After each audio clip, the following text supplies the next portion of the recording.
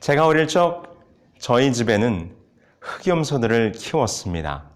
처음에는 순놈 하나와 암놈 2마리를 사왔는데 이것들이 금방 새끼를 치고 불어나서 50여 마리에 이르게 되었어요.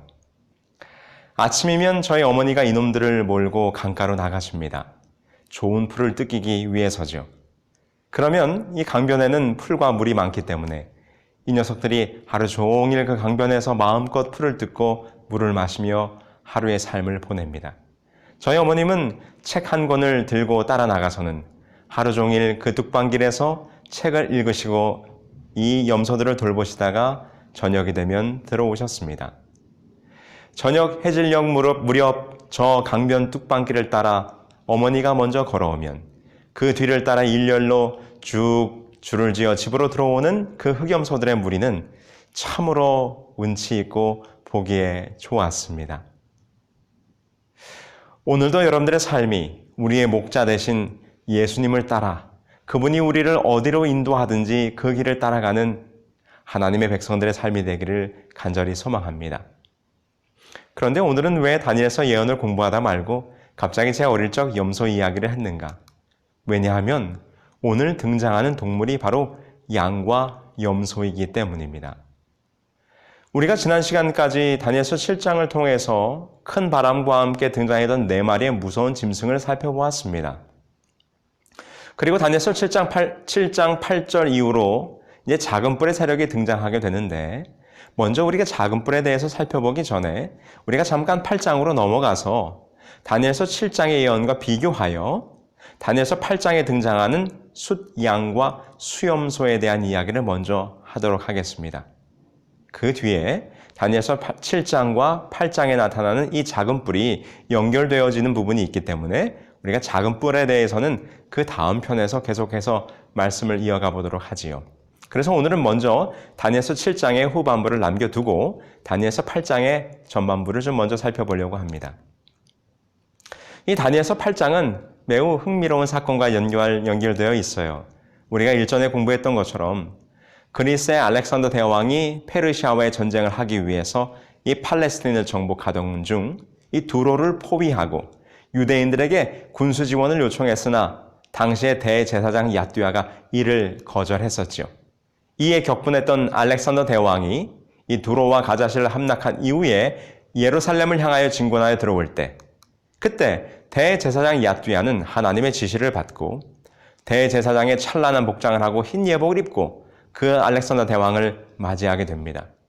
이때 알렉산더 대왕이 자신이 원정을 떠나기 전 본국에서 흰 옷을 입은 백성들이 자기를 영접할 것이라고 하는 꿈을 꾸었음을 기억하고 이 예루살렘 히브리 백성들, 이스라엘 백성들을 관대하게 대했던 이야기를 여러분 기억하실 것입니다. 그때 대제사장 야뚜야가 구약 성경을 들고 나가서 다니엘서의 내용을 펼치면서 알렉산더 대왕의 예언에 대해서 이야기했었다라고 하는 이야기 여러분 기억하시죠? 알렉산더 대왕이 승승장구할 것을 예언하고 있는 이 다니엘서의 예언을 보여주었다고 하는 것입니다. 이 사건이 일어난 때가 바로 기원전 333년인데 이때 대제사장 야뚜야가 알렉산더 대왕에게 펼쳐서 보여주었던 그 다니엘서의 내용이 어디인가? 바로 오늘 우리가 공부하려고 하는 다니엘서 8장 이 내용이 바로 그 부분인 것입니다. 바로 대제사장 야뚜야가 알렉산더 대왕에게 보여주었던 그 부분의 내용을 오늘 저와 여러분들이 함께 살펴보게 될 것입니다. 자, 그럼 오늘의 본문으로 함께 들어가 보시죠. 다니엘서 8장 1절 다음과 같이 그 예언이 시작됩니다. 나 다니엘에게 처음에 나타난 환상 후 벨사살 왕 제3년에 다시 한 환상이 나타나니라. 벨사살은 기원전 553년부터 부왕 나보니더스와 동위왕으로 다스렸기 때문에 이 8장의 계시를 받은 벨사살 3년은 551년경이 되는 것 같습니다. 이것은 바벨론이 망하기 약 12년 전이 되는 것이죠. 다니엘서 8장 2절에 보니까 그가 그때에 또 다른 환상을 보게 됩니다. 그가 벨사살 왕 원년에 환상을 보았던 이후에 다시 한번 환상을 보게 되는 것이죠. 내가 환상을 보았는데 내가 그것을 볼 때에 내 몸은 엘람 지방 수산성에 있었고 내가 환상을 보기는 을레강변에서이니라. 바벨론이 8장에서 제외되었습니다. 오늘의 내용을 살펴보면 바벨론에 대한 이야기는 없어요. 숫양과 수염소는 곧 페르시아와 그리스를 가리키는데 이것은 8장의 계시가 바벨론 멸망 12년 전쯤에 주어진 것이므로 이미 그 종말이 가까워 더 이상 재구할 시간적 여유가 없음을 말해주고 있는 것이죠. 동시에 계시받는 다니엘의 위치도 바벨론 성으로부터 나중에 페르시아의 수도 가운데 하나가 된 을레강변의 수산성으로 옮겨져 있는 모습을 보게 되는 것입니다. 그래서 다니엘서 7장과 8장은 다시 한번 이 역사적인 예언들을 우리들에게 보여주고 있는데 왜 다니엘서 8장의 예언이 우리들에게 다시 주어졌을까? 그런데 다니엘서 8장을 보면 다니엘서 7장과는 달리 구약 성소 제도에서 제물로 사용되는 가축들이 등장해요. 이것은 다니엘서 7장에서 4마리의 무서운 짐승들이 바로 정치적인 나라들을, 제국들의 등장을 의미한 것이라면 이번에 8장에서는 보다 더 구체적으로 어떤 종교적인 국면을 가진 역사가 벌어지게 될 것을 우리들에게 힌트로 주고 있다 볼 수 있겠습니다. 그렇다면 다니엘서 8장에 등장하는 이 2마리의 짐승은 어떤 의미를 가지고 있는지 우리 함께 보시죠. 다니엘서 8장 3절로 4절입니다. 강가에 2뿔 가진 수양이 섰는데 그 2뿔이 다 길어도 한 뿔은 다른 뿔보다 길었고 그 긴 것은 나중에 난 것이더라. 내가 본즉 그 수양이 서와 북과 남을 향하여 받으나 그것을 당할 짐승이 하나도 없고 그 손에서 능히 구원할 이가 절대로 없으므로 그것이 임의로 행하고 스스로 강대하더라. 다니엘서 8장 3절로 4절에 보면 2뿔 가진 수양이 등장해요. 이 2뿔 가진 수양은 무엇을 의미하는 것일까요? 다니엘서에서는 친히 그가 친절하게 이 의미를 해석해주고 있어요. 다니엘서 8장 20절입니다. 내가 본 바 2뿔 가진 수양은 곧 메대와 바사의 왕들이요. 그렇습니다. 다니엘이 설명하고 있는 것처럼 이 2뿔 가진 수양은 바로 메대와 페르시아를 가리키는 것이에요. 그런데 이 2뿔 가진 수양의 특징이 있어요. 머리에 뿔이 2개인데 그 뿔의 길이가 다르다는 것입니다. 이것은 다니엘서 7장에 몸 한편을 들었다는 표현과 같이 이 나라가 이 세력의 균형이 잡히지 않은 2 나라로 이루어졌음을 적절히 나타내고 있다고 볼 수 있겠습니다. 특별히 나중에 나온 뿔이 더 길어질 것은 바로 페르시아의 고레스가 메디아의 아스티게스를 누르고 더 강성하게 될 것을 우리들에게 분명히 보여주고 있는 것이죠. 그래서 2뿔 가진 수양, 특별히 2뿔의 길이가 다른 이 수양은 메데 페르시아 연합궁을 상징하는 것이 매우 적절합니다. 실제로 고대 역사 속에서 이 마르셀리누스, 이 4세기의 역사가는 말하기를 고대 역사에 의하면 페르시아 제국의 수호신은 깨끗한 발과 뾰족한 뿔을 가진 수양으로 묘사되었는데 페르시아 왕이 군대의 선두에 설 때에는 왕관 대신에 수양의 머리를 썼다라고 전해지고 있어요. 그렇죠. 이 메데 페르시아 스스로가 바로 자기들의 수호신으로 이 숫양을 생각하고 있었다고 하는 것입니다. 또 흥미로운 기록은 고대 천체도의 12궁, 바로 12개의 별자리가 있는데요. 고대로부터 천체도에 있는 12궁이 있는데 페르시아는 바로 수양자리 아래에 배정되어 있었고 후에 시리아 일대를 차지한 알렉산더의 그리스는 염소자리에 속해 있었다는 사실입니다. 이것이 바로 고대로부터 내려오는 12궁의 별자리와 함께 페르시아는 숫양, 그리고 그리스는 숫염소 자리에 속해 있었다고 하는 이야기가 전해져 내려오는 것이죠. 그러면서 이 2뿔 가진 숫양이 서와 북과 남을 향하여 치받는 모습이 이언되어 있어요. 이 내용은 역시 다니엘서 7장에 기록되었던 그 이사이에 새 갈빗대를 물고 있는 곰의 모습과 연결되는 것으로 메대와 페르시아에 의해 정복될 새 나라가 있게 될 것을 예언하고 있는 것입니다.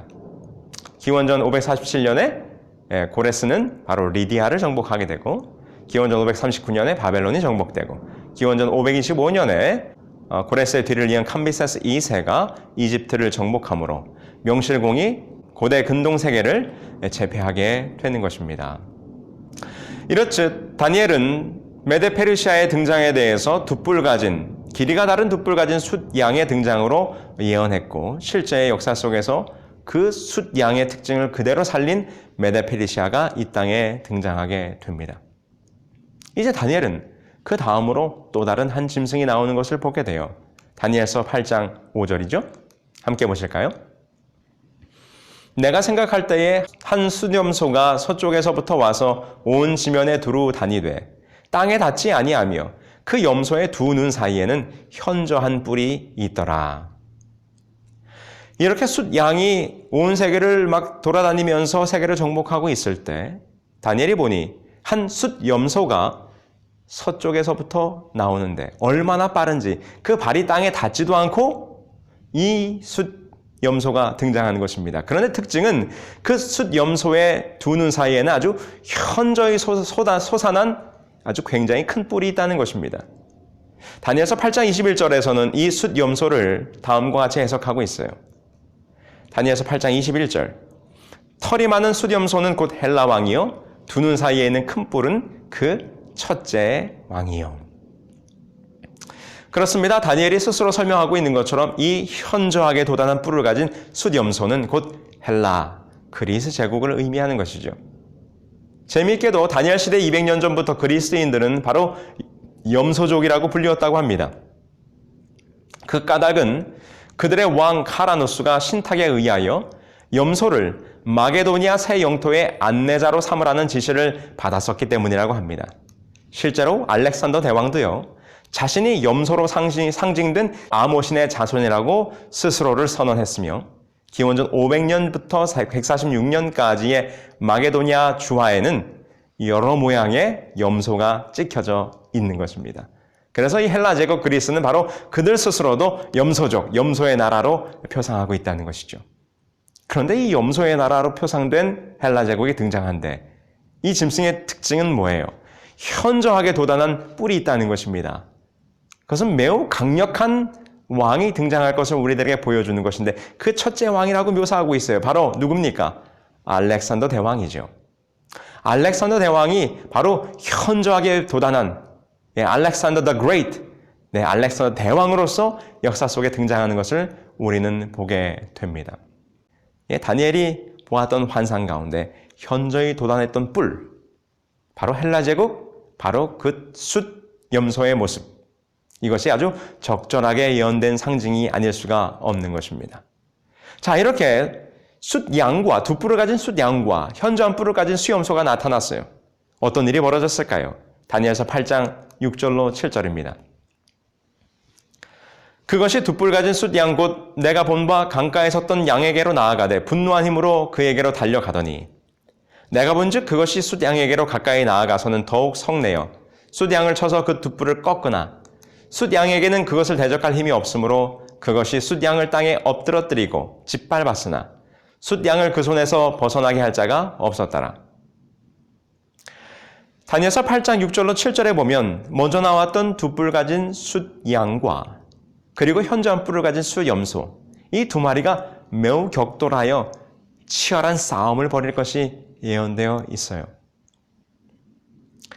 실제로 역사 속에 보면 이 페르시아와 그리고 그리스는 오랫동안 수많은 전쟁을 통하여 매우 앙숙 관계였음을 우리가 보게 됩니다.